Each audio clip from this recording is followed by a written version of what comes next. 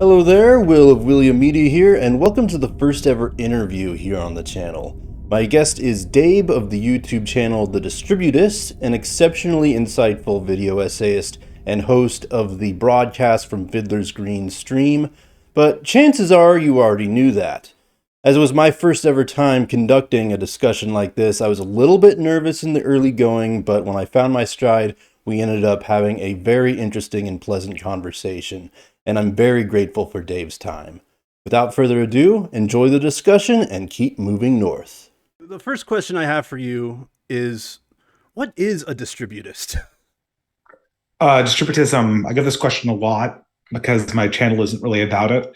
Distributism was what was called the third position philosophy, sort of a not capitalist, not socialist philosophy that came out of the early 20th century based around a number of Christian philosophers, mainly in the initial distributist group. It was G.K. Chesterton and Hilaire Belloc. And it was based around a social encyclical called Rerum Novarum, which was the Catholic Church late response to the challenges of worker movements in the late 19th century. And based on that, these thinkers tried to come up with an alternative system of social organization so that they could answer emergent popular movements. And distributism was the name of that iteration of the project. And I guess I chose the name basically out of affection for Chesterton, but broadly, I do believe that we need to be thinking of kind of systems outside of the ordinary systems, the ordinary conflicts that we see in political arena today. And so it was a good enough fit, despite being a little bit unpronounceable. Originally, I had a written blog by the same name, and I didn't ever imagine I'd be doing a YouTube show. Otherwise, I would pick a name that sounded better on camera or on video, on audio. I see. That's understandable, and I agree completely. You mentioned that you get that question a lot. I'm wondering what other questions you get a lot, because I've been watching your podcast, and it seems like a few of the same questions come up in the super chats time and time again. Problems with women are usually like a major one. By the way, Ben White, you're trying too hard. I think that's just, it's not any one person. The biggest problem for young men and the biggest problem with the whole thing with young men is that people realize that the sexual revolution hasn't worked out. And if you're a young man in your 20s, it really isn't working out for you right now. And people kind of want to exit the system in a way that's meaningful and productive. And without sort of an avenue of starting a family, that's not very apparent. So a lot of people struggle with that. Right. Because the places where most eligible young women congregate are also the ones that are more kind of compromised morally and compromised politically in a certain sense. And because of that, I think it's a continued source of frustration for a lot of people. Another question I get a lot is, what can we do about the corrupt current political order? That's a more complicated question than how do I find a wife, because at least I've solved the how do I get a wife question. And I don't really know how to answer a question that I haven't completely answered for myself. Yeah, I just it's a whole lot of throwing their hands up in frustration, because the majority of people are just not served by what's happening in DC or what's happening in Hollywood or in the finance sector in New York. It's super frustrating. And now your latest Fiddler's Green episode was an interesting one about sensible centrism, and this thing that I don't know if Academic Agent or Carl Benjamin came up with it first, or Elon Musk.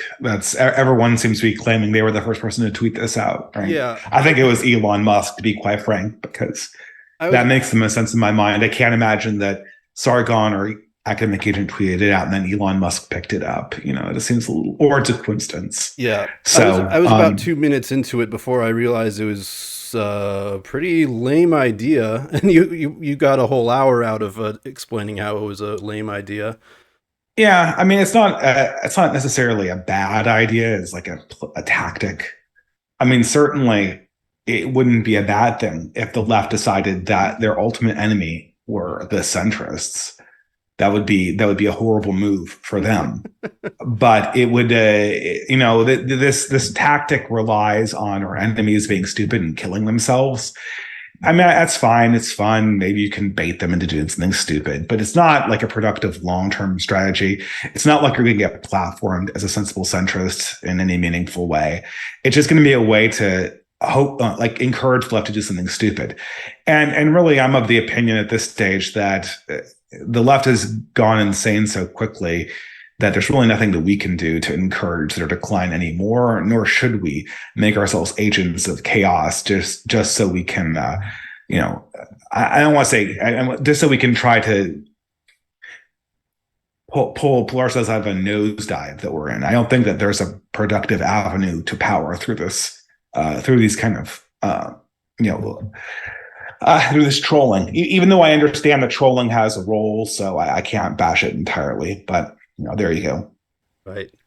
I want to talk about something I've heard you speak about before, this concept of revivification, which is a word I hadn't heard since college. Revivify. To sort of bring life back into something. And I'm wondering what your opinion is on, like, what does that look like when we're actually doing it? Well, I don't think that there's going to be some like great restoration.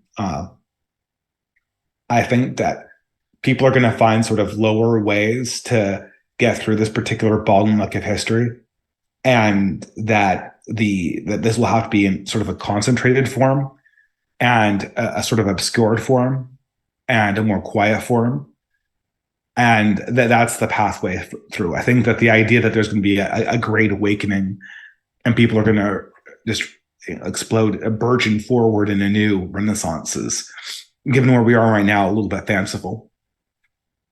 And I mean, I guess that it's a very general question, but I don't know. Maybe you could point it a little bit. I can narrow it down a little bit. I'm a pretty fresh, recent convert to Christianity myself. Mm-hmm. I know that you were an atheist for a long time, and you became a Catholic. I hear a lot about that. I think there's a lot of hope that people will start coming either back to faith or come to faith for the first time, and that might be a source of some kind of restoration. Like they say, politics is down from culture. Culture might just be downhill from religion, I think. Do you have any thoughts on that? I don't look at it exactly that way. I look at it more in terms of a class thing. The politics that we do, the politics that the ordinary people are encouraged to play a role in, like electoral politics, that is in many ways downstream from culture. But the culture itself is influenced by where power lies. And in that sense, politics is above culture. But it's really more of a class thing. When we hear about civil rights, do we consider that a political issue? No, we don't, right? We consider that to be a moral issue, a legal issue. But for the people who designed the civil rights regime that we now live under, that was a political issue. And the creation of that regime was a political decision. And so that shaped our culture in ways that we're still feeling the ramifications for today. And that's why the relationship is more complicated. You could, in some sense, it behooves you to have sort of two orders of culture and politics, one for elites and one for sort of the plebeian people. Although that sounds horribly condescending, that's the best way to imagine it. And I think, you can see sort of that the politics of the upper classes influences the culture of the mainstream.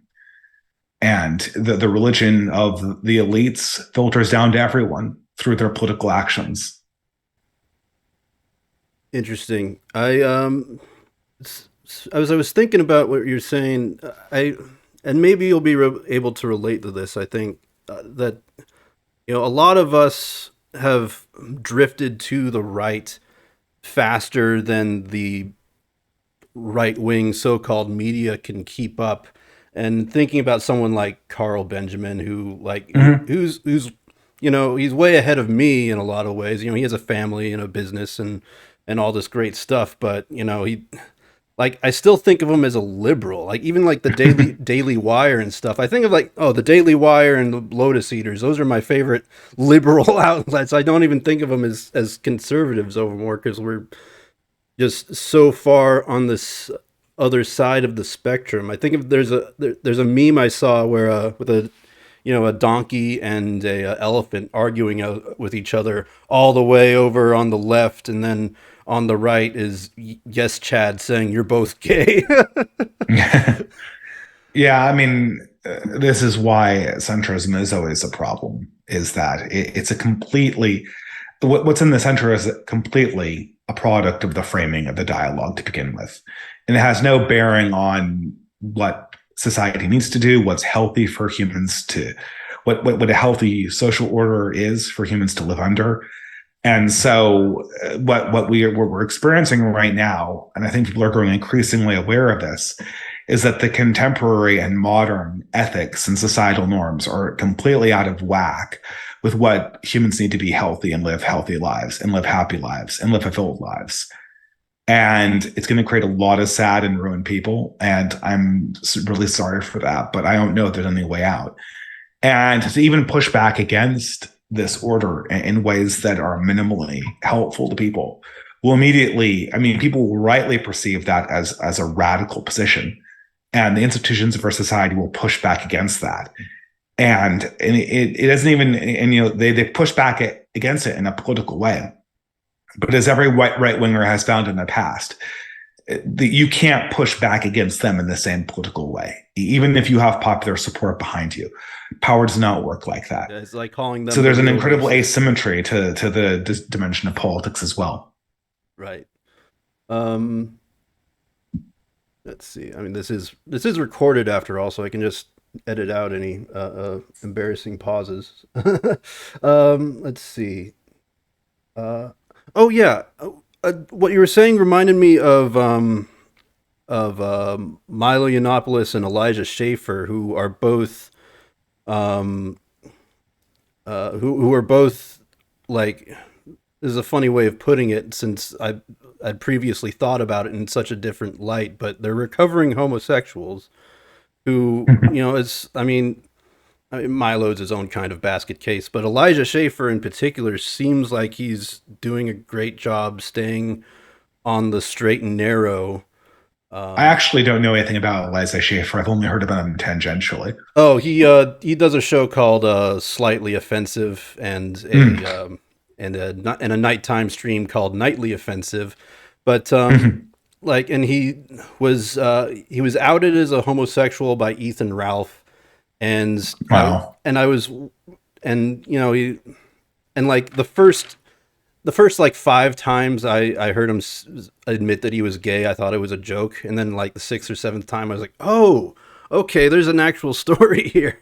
But you can control how much you pray, and you can also control the ability to give God lordship over your life and to learn to not have to live according to your flesh and your impulses. We all fall short of the glory, but we can also live a peaceable life on the inside, and that's when life becomes good. That's just my reminder, my little send off from the live stream. I never had sort of, like a lot of men have, sort of visceral disgust reactions against male homosexuality, and then I never had that. But despite that, sort of experiences with the sexual revolution had taught me to take a very different attitude towards sexuality generally. And through sort of long experience with the gay community, I began to see why this was a problem, politically at least, for all ancient people. We could talk about the sort of spiritual injunctions against homosexuality, and that's interesting enough, I suppose.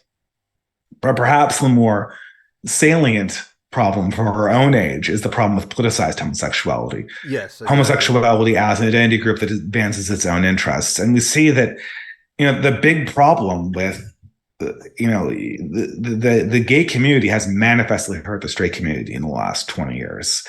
And in ways that you would never think would be possible. And largely the way it did this is the political movement, the political LGBTQ movement, had a political a political agenda or a political incentive to portray male homosexuals and actually female homosexuals as incredibly healthy and well-adjusted people, and their practices as being fundamentally healthy and well-adjusted, when in reality anything was the complete opposite of the truth. The culture that had, I mean, we could argue about how inherent this is to homosexuality generally, but the culture, the sexual culture and the relationship culture that had emerged around male homosexuality in particular, was incredibly unhealthy psychologically and biologically, and its gradual export into the straight community was a disaster for heterosexual relationships. And I hate the idea of heterosexuality. I hate the idea of defining any individual person by their sexuality. And you can see this in things like Dan Savage, the famous sex advice columnist from Seattle, which is a place where I lived for, actually, come to think of it, most of my adult life when you add it all up. And you also see it in things like Tinder, which is Tinder was the coup de grace to the heterosexual dating market. It was already dying, and Tinder was the bullet to the head. And what Tinder is simply the literal exporting of gay male dating standards to straight people. Right, it's the same software and as Grindr. It destroyed it. Yeah, it's Grindr for straight people.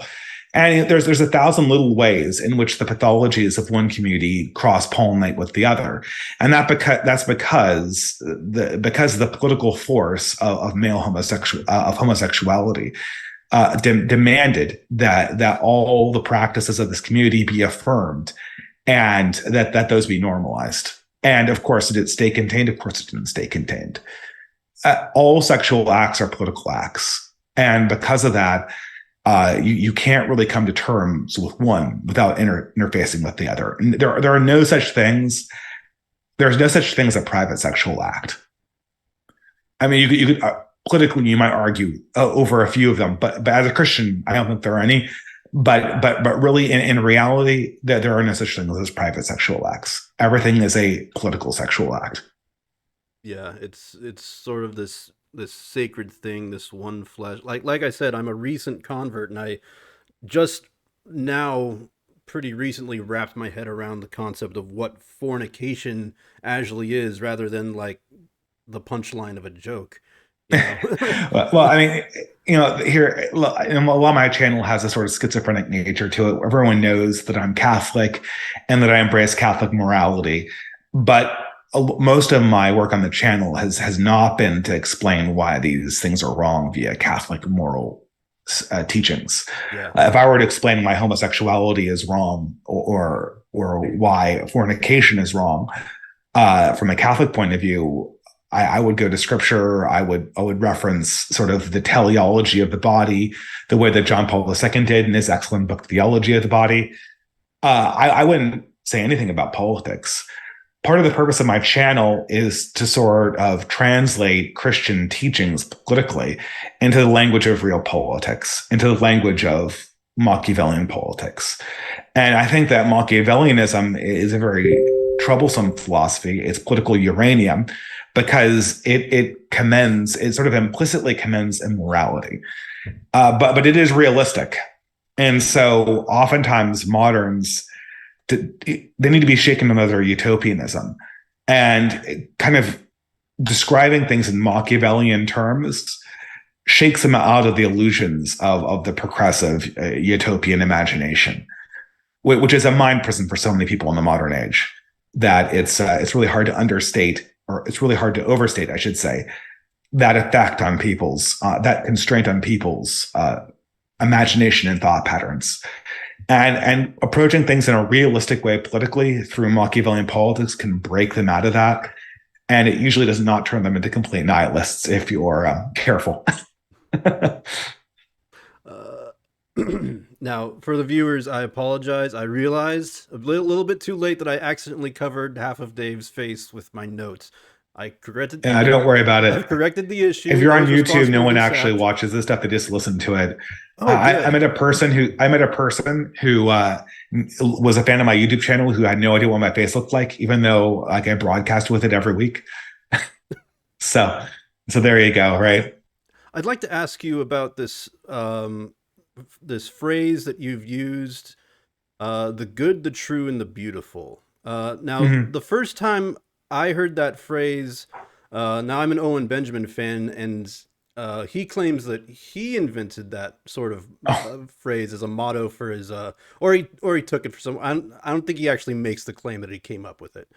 no, But that's an incredibly old phrase. I believe that it okay, goes this back is to what I the want to get Greek. to. I wanted to understand the Yeah. origin of that phrase. I believe the true, the good, and the beautiful are a trio of virtues extolled by ancient Greek philosophers, and that dovetails with thought coming from ancient scriptures and the Hebrews. But it certainly emerges throughout the Middle Ages in Christian thought, with a particular emphasis placed on it by people like Tom. Well, I never really directly read Thomas Aquinas, so I might tried reading him Well, I've for a never few read chapters. anybody, so Yeah, you got to read on I read me. his summarizers, right?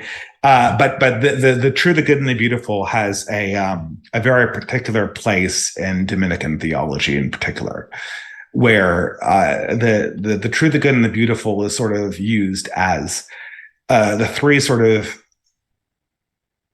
it's the three modes of pathos by which we know God or which we perceive God, the three sort of human emotions and instincts by which we perceive the reality and oneness of God. And so temporally we can say that the pursuit of the true, the good, and the beautiful is in a real sense the pursuit of God, the person. Right.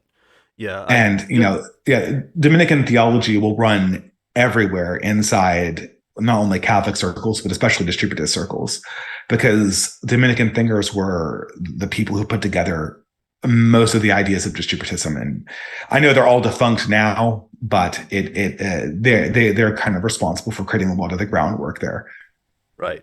Just to be clear, I I don't think Owen Benjamin thinks that he invented the good and true and beautiful, but he did adapt it as a motto for himself and his fan base, and I've taken on that motto myself in large part. So your episode from 1 week ago was about urban decay. Mm-hmm.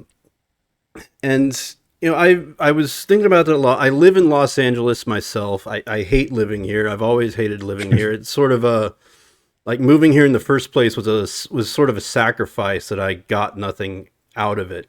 I know how And you feel. yeah, and I'm moving to the Midwest in a few months now to start training in a trade that's actually useful to people. I hope.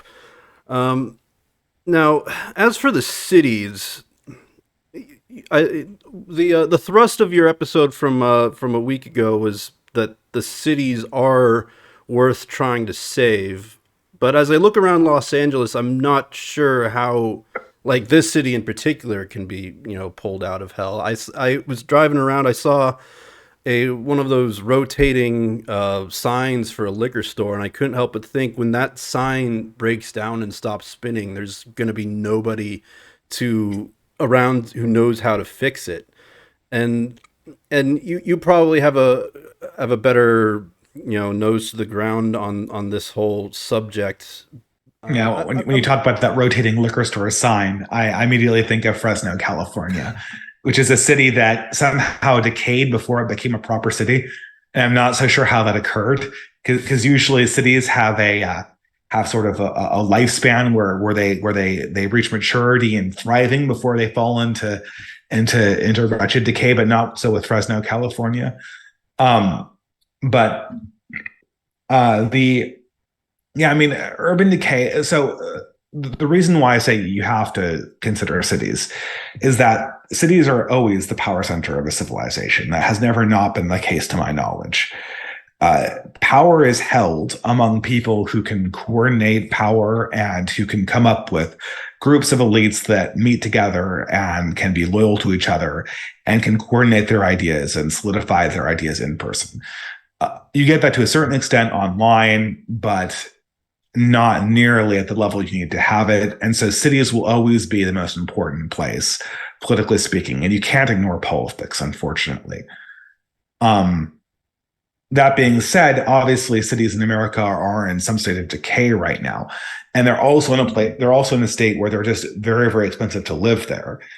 And I don't know, I think we need to think of solutions around this problem But I don't think that if you're planning on being a dissident, you can't be a dissident who just flees to the countryside. You have to be a distant community that has friends in cities.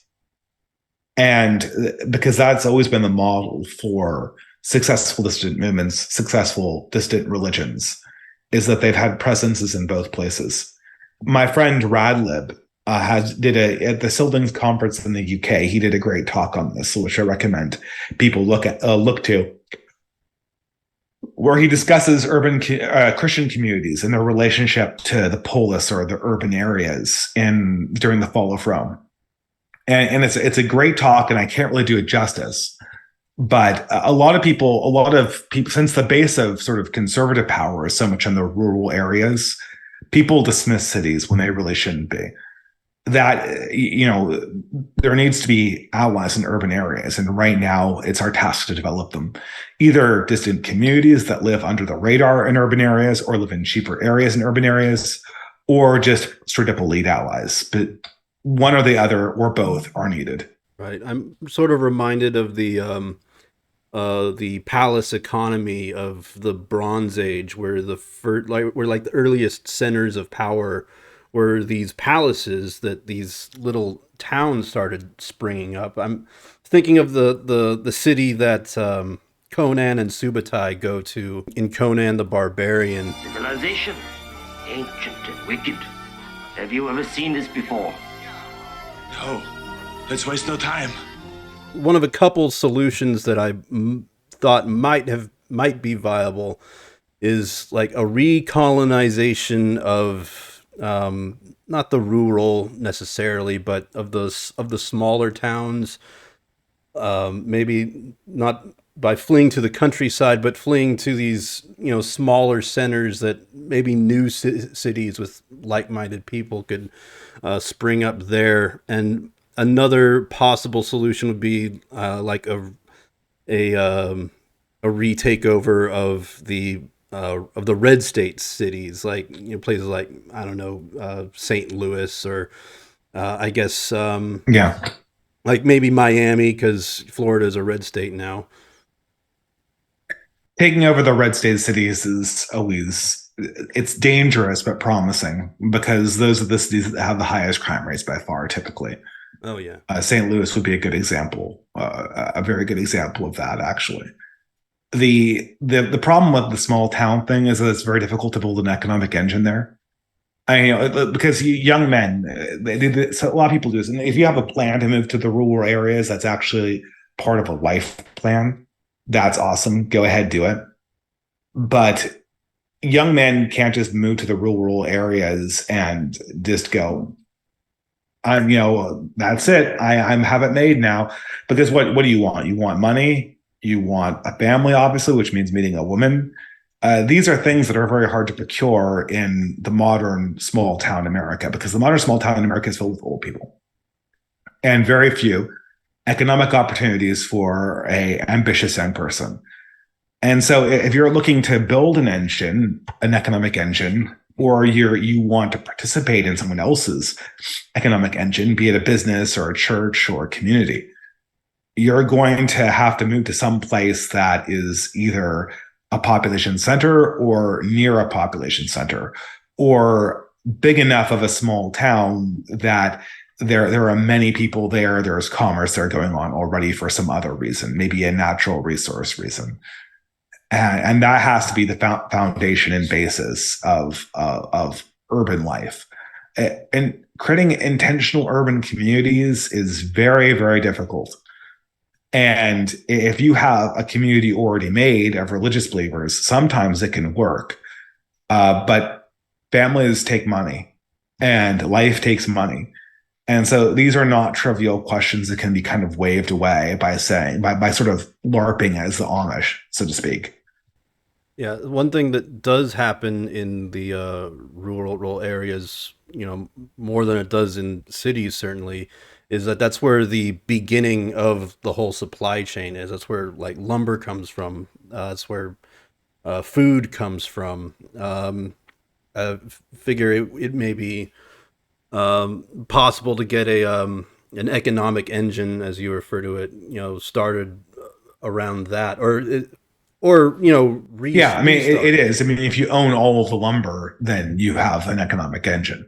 But the problem is that the machine moves from it moves when you talk about the end of the supply chain, as in the places where the raw materials come from.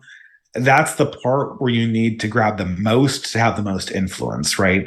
So if I go to Wall Street and I find a way, if I come up with a transaction that saves me a dime on every hectare of lumber you cut down, I'm going to be like a millionaire in a week, right? Because of the leverage associated with that transaction. Whereas if I own a lumber company and I just do a really damn good job of cutting down trees, then, well, okay, you'll have a marginally profitable lumber company. Maybe we'll be able to hire another person, right? Or a few other people. So you see how that's why urban areas are so important, is because the opportunities expand so easily in the urban areas. Whereas in the rural areas, you have to be, they have to be big opportunities, even to sort of be sustainable. They have to kind of cover a large swath of resources. How am I doing so far? Fine. Wonderful. Yeah, most people who do sort of like interviews, just most people I know don't do editing. Right. Because we live in the era of the live stream, right? So you just StreamYard can be helpful for that too, because you don't get booted. Yeah. Although I don't know if you can pre-record.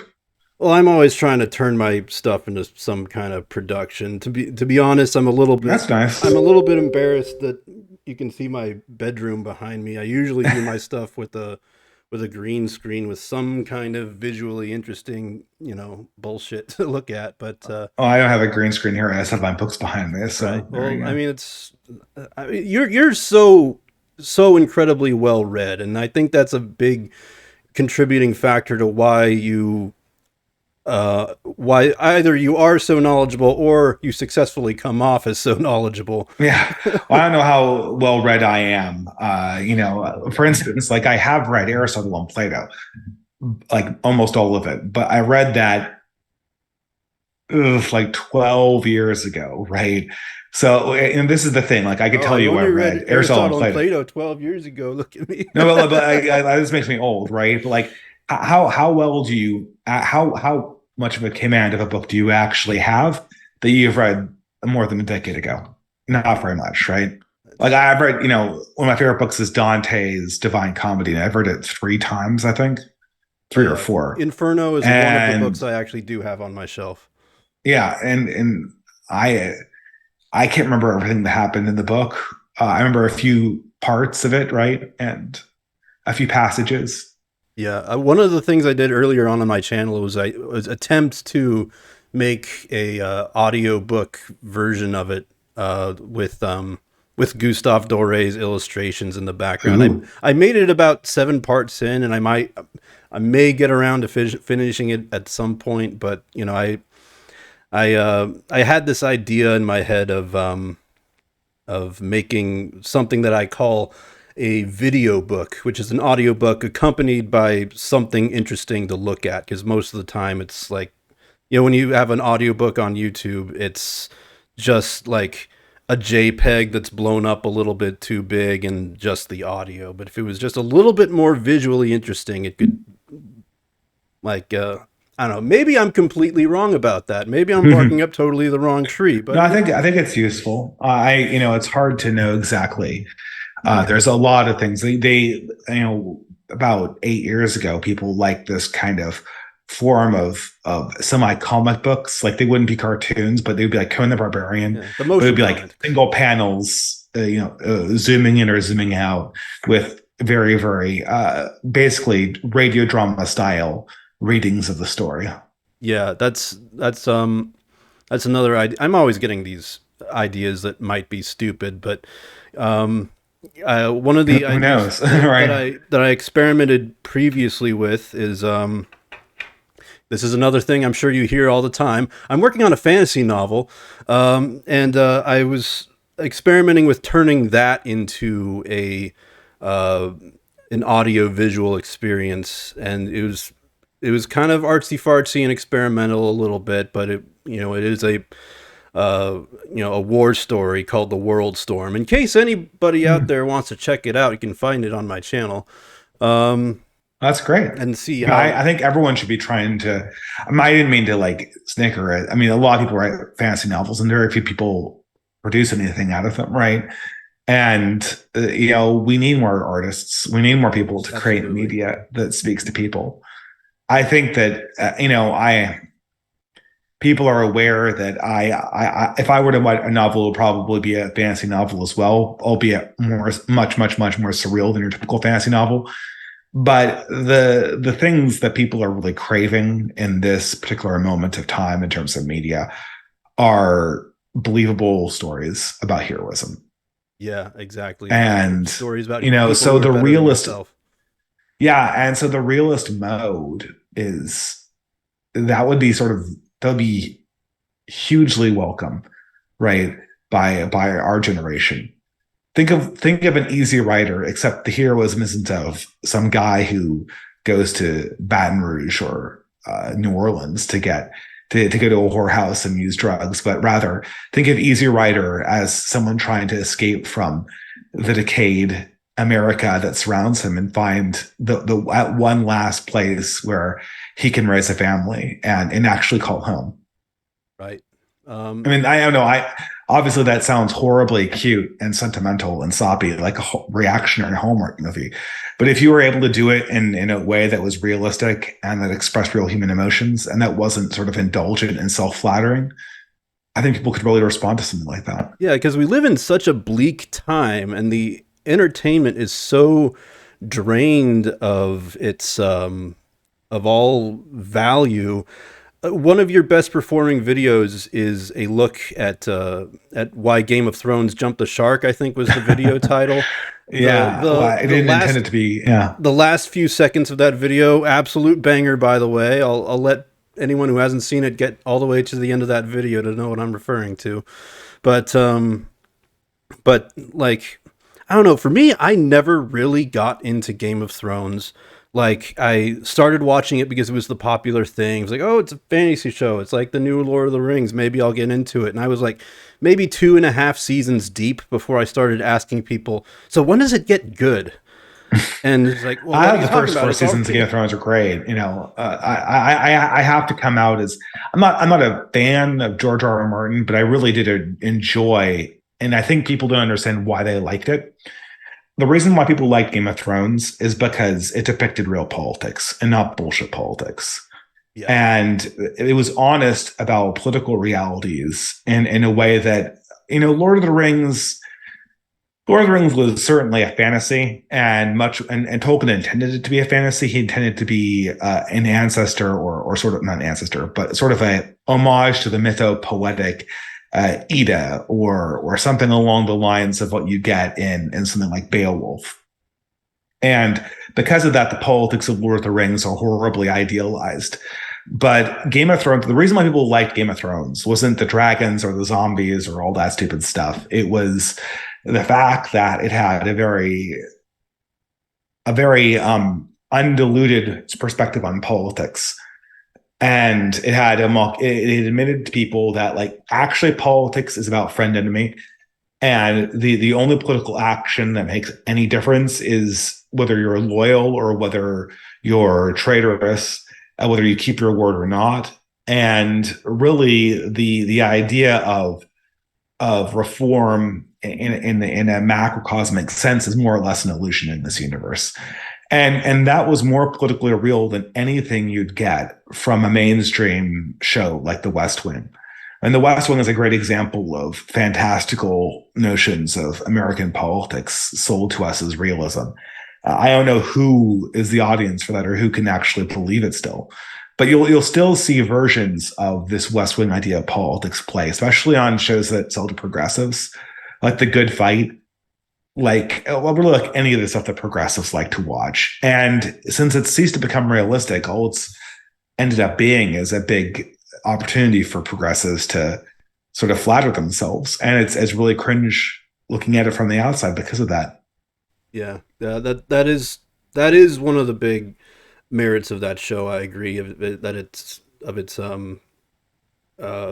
honest, unflinching look at the Machiavellian nature of things. You know, for me, I just didn't really get into how many epithets people had to recite after their name, like Slayer of Dragons, something of this, of that, and the others. Like, give me a break. These names are just too long, and and I like Lord of the Rings as much as that's like Beowulf, right? Beowulf does that too. Like, you'll have like a piece of armor, and the poem will go on for pages about how great the armor is, and then there'll be a fight, and it'll be like they fought, and then that will be a sentence or two, right? Or verse or two. Beowulf has more clout. A lot of this is basically my background, such as it is epic mythology, and I think there's a connection between story and technology, and art and technology more broadly. Like the paintbrush is a piece of technology, and the mixing of pigments are a form of technology. And today, computers play a large role in how we create art, and that has had it's had some positive effects and some negative effects on our creative output. Do you have any thoughts on that? That's very broad. Just how technology influences art. I mean, it certainly does. It is too broad a question. I agree. I mean, I guess you're seeing the internet kill the movie right now. That's the most immediately relevant thing that I can think of happening in our present age. Is that I think the internet has in many ways killed the modern, the 20th century version of the cinema. Yeah, and I think and maybe some version of it will be resurrected, but it will have to be way different. Yeah, I honestly think that the film, because film is its own kind of technology, it's with a chemical process and all this complicated stuff, that it's all done digitally now. Like digital video, you just grab a video signal out of the air and there it is. Like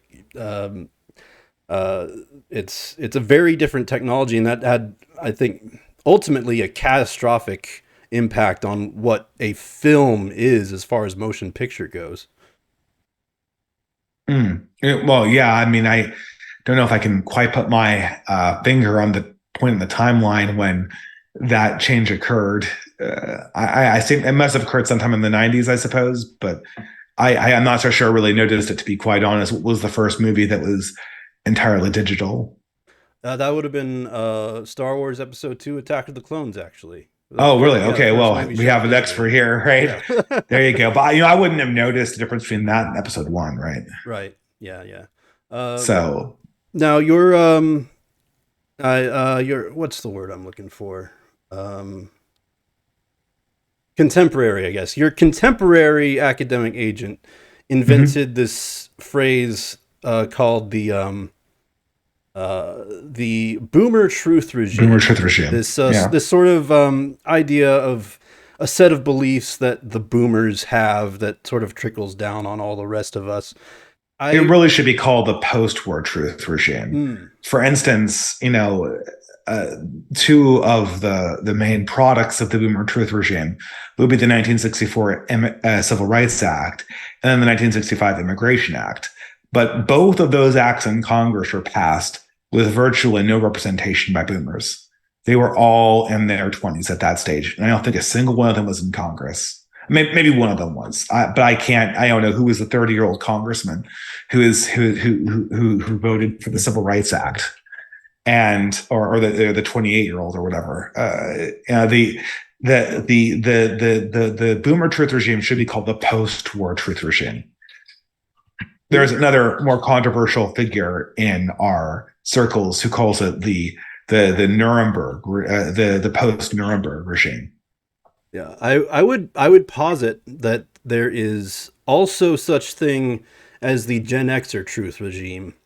And the Gen Xer truth regime revolves primarily around insisting that the Star Wars prequels suck. Well, you know, that's always whether you're an older millennial or a younger millennial too. Yeah, If you're my type of exactly. older millennial, you think the Star Wars prequels suck. If you're a younger millennial who saw them when they were 5, you think they were good. Right.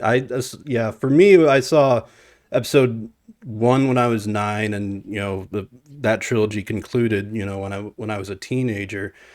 And the thing that now I kind of changed my mind with how I wanted to bring this up, because the Star Wars fans, or the Star Wars stans, have been kind of pissing me off lately. There's a segment of those people who still stick around after the sequels were such an obvious disaster. And then on the other side of the spectrum, you got the Gen X or Truth regime, who, like, I mean, I don't want to get too deep into it, but I think one of the main merit, and I'm going to do a whole epic video essay about this someday, mark my words, but the merit of the prequel trilogy is that it does have this sort of Machiavellian power play that's reduced to a level that young people can understand, and I think that's why younger audience connected with it. And there's a lot of like visual poetry, for example. Like it's all about this manufactured conflict of the Clone Wars, and both of the soldiers in both of those armies are literally manufactured. I mean, there's a sensitive story behind the prequels, and there just isn't in the sequels. Yeah. And for that reason, I mean, everyone's seen the Red Letter Media review of the prequels, so all the major and minor technical mistakes it had in telling this story of epic tragedy, those are all pointed out in detail for people to see. But the prequels have the advantage of that they're, the overall arc of them has a point, and it has sort of imagistic and archetypical substance to it. Yeah. Like one of the things that people don't want to admit about the original trilogy is that they were kind of making it up as they went along. There's like no reason that Leia should have been Luke's sister, for example. And the prequels have the advantage of knowing, where they're going at the end of the day. And I mean, they might have made it up when they went along, but I mean, the original trilogy really holds up. It's actually amazing how well it holds up given when it was made, and given the limitations they had.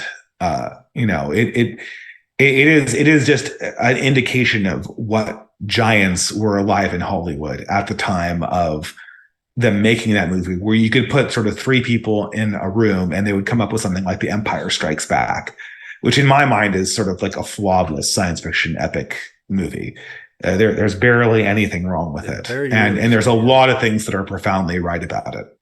Yeah, and it always reminds me about this art and technology question. The art technology question has fascinated me for my entire life, pretty much, and one of the things that I think that we've either lost or gained along the way is that that the old legends are long descriptions of speeches and armor, and then the action scenes are they fight.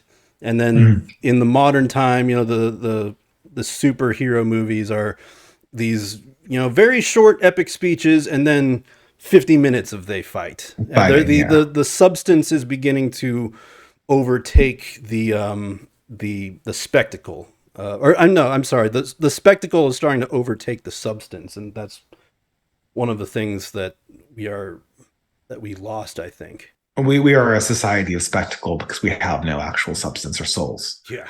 When you look at something, to borrow an epic piece of its time that really defined an entire nation in a lot of ways, would be Shakespeare's Henry V, which is set around, I mean, basically it's an extended setting for one epic speech, which characterizes the entire, I mean, maybe you could say that there's also a speech afterwards that kind of sets the tone. Also, sort of the battle in repose, a pious speech about repentance and brotherhood after a battle. But the point of the building climax of Henry V is the St. Crispin's Day speech, which is not a hard speech to understand at all for modern audiences, but I think it's a very hard speech for modern audiences to relate to. It's too far away from what we value. And the question is, okay, well, if a person can't hear the St. Crispin's Day speech and understand how this would move men, how are they going to be invested in any battle other than the fact that this battle has really cool explosions, or it's one badass, powerful person smashing down another one? The catharsis of what it would mean to be patriotic, or what it would mean to be a band of brothers, as Henry V says. This is sort of lost in the imaginations of most modern audiences, and it's hard to understand what they would, how they can honestly connect to a depiction of an actual battle, or a depiction of a battle they're supposed to be invested in. Right, and our overstimulated imaginations, for that matter. That brings me pretty neatly, actually, to one of my last topics, and it's you used this term a few episodes back on Fiddler's Green, this term limbic. I am trying to figure out who invented that term, but I know it from Alex Kashida, and it's basically the idea that it's a capitalism based on a dopamine addiction, to be blunt about it. And this is one of the reasons why video games always have a hard time being art. It's because video games, from their inception, are sort of dopamine delivery devices, and if they don't do that efficiently, they are kind of bad video games. But no artistic message can be received, except in some very particular cases, without moments where your dopamine receptors aren't just being jammed with the most gaudy stuff imaginable.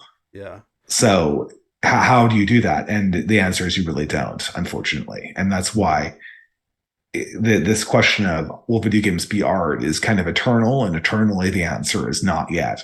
Yeah. I guess you could depict battles. I mean, if you were a Roman playwright, you could literally go to the Colosseum and see battles. Yeah. And the people still wanted catharsis, right? And they couldn't get that just by seeing guys hack each other apart. Mm. And I think that ancient life trained people to want something that felt deeper and more meaningful. And that's why people required media that was organized around things that had messages and catharsis and archetypical substance to it. Yeah. And now they don't. I think that the reason why is because we misunderstand the sort of, if you talk to any progressive, or even anyone who's been through the academy, the people from the philosophy departments have a very hard time in postmodernity developing anything that they think is good. So they've gravitated towards this idea of things being emancipatory. I want to do X in an emancipatory way. And I heard this from somebody, I won't name his name, but he said, I want to do neo-reaction in a way that's radically emancipatory for the human race. And I'm thinking, I feel that kind of fundamentally misunderstands some key insights about the very modes of thought that reaction seeks to bring back. The things that give humans the most meaning are not their moments of freedom, although those are important. But the things that give human beings meaning are their moments of their aspects of constraint. The things that are serious. I mean, I'll say this about, I'm someone who tends to de-emphasize race a lot when it comes to identity. I think that it's important, but I think that oftentimes a lot of people on the radical right really play this up to be something more than it really is. But there's one thing I will say about race is that you don't choose your race, you just are it. And in that way, it's a meaningful constraint on your life, and it's a meaningful piece of identity. Whereas fashion is substanceless. Unless you're saying something with it, it's more or less substance free. And so is your choice in video games or Funko Pops or anything else like that. Because these are just products they don't really embody anything that you had to struggle with to put together or to achieve, or they didn't embody anything you had to sacrifice or to give up.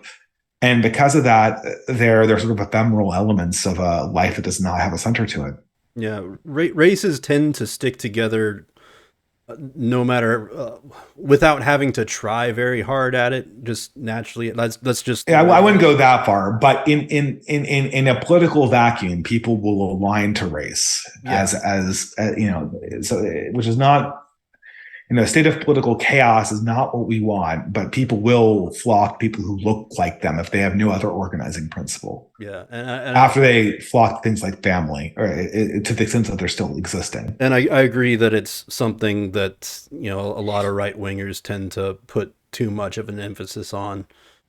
Well, I've reached the end of my list of prepared topics, or mostly I've skipped a few of them because I wasn't feeling like talking about it. But, I'm meeting my brother for dinner here in a little bit. I want to thank you again for being my very first guest. I'm like an absolute nobody, but you know, no. I'm always happy to come on people's podcasts. I really am. It's part of the passion project that is my own podcast and YouTube channel. Wonderful. And I'm thinking a buddy of yours, Mr. Patriarch. I wanted to ask him to come on as well. Maybe he'll be my next guest. I also want the YouTuber I Hypocrite. I'd love to talk. Oh yeah, he's a good guy. Yeah, I mean, if he does this show, The Progress Report, where he reacts to viral clips, I would love to see you go on that show with him. He has a rotating cast of I really like LP from I Hypocrite. He's a good guy. Yeah. I guess that brings us to the end. All right. Well, thanks for having me on. Yeah, thank you for your time, and maybe we'll do it again sometime. Sure. Have a good night. All right, you too.